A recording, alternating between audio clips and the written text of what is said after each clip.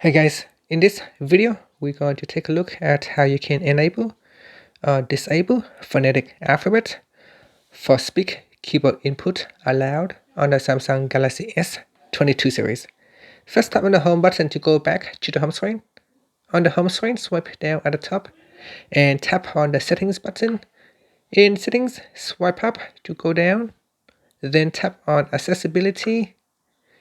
Next, we go down and tap on advanced settings.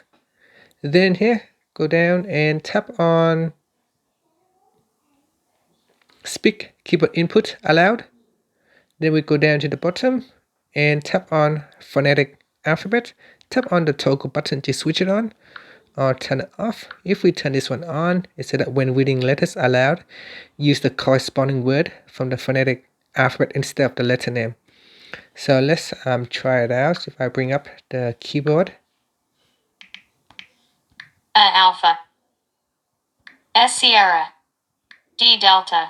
So say D for Delta. Now I can have it to say what to read, characters, and it will read phonetic alphabet.